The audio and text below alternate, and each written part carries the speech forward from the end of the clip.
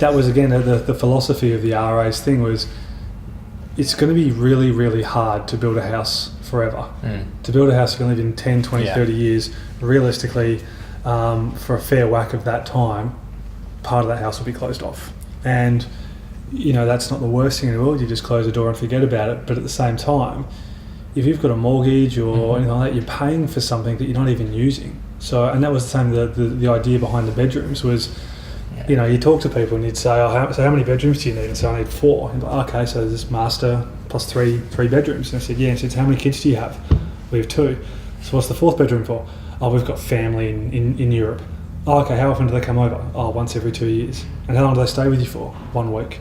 And it's like, okay, so you're going to spend like thousands of dollars on a room that's going to get used for a week of the year, and, you know, it'll be cheaper just to stick them in a hotel for that week when they come over and actually take that space that you'd have in that footprint and actually add it to each of your rooms. And when you hop when you walk into your master bedroom, you're not having to like hop across your bed to get to the other side. You've actually got room around you, and they're more livable spaces. Yeah, it's like even like the versatile. Oh, I mean, I get passionate about this, but the home theatre is just drives me up the wall. It's one of those rooms that I think more people use it as a place to hang their clothes for drying in winter than they actually like watch movies in. You know, I know one guy, he built a home theatre in his house, put all the good gear in it, you know, the surround sound, and spent the money on Bose stuff and all that kind of thing. And then within a matter of months, he'd moved it all out of his home theatre. It's in his freeform living because he's like, well, realistically, when I get home, more time there. That's where I am. Yeah. So the home theatre, he put a crappy TV in it, and it barely got used. It's a room that you're paying for, you're not even using, unless you've got a hobby. And that's where duality of space comes into it a lot of the time.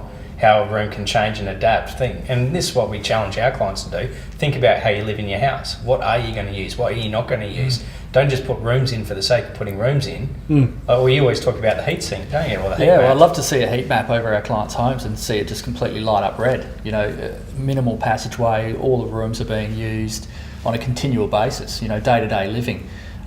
Because rather than building a 400 square metre house, build a 300 square metre house that gets used, and then have that really good relationship between the inside and out. Yeah. I think that's really important. And when you look at houses on realestate.com and Domain and sites like that are achieving a really high price point because they're desirable to renovate and things like that, it's because they've got all the basics down. You know, the room sizes are large. Good bones. Really good bones. And so some of these Art Deco places we're seeing through Mount Lawley, Mount Hawthorn, Leadable, they simply don't get knocked down.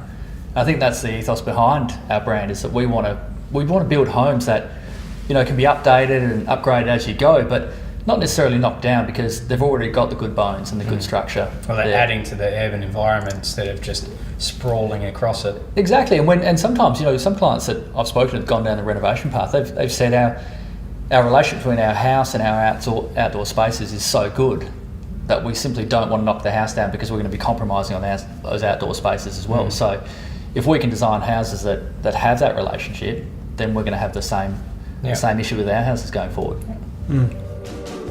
Deep into the funnel of love.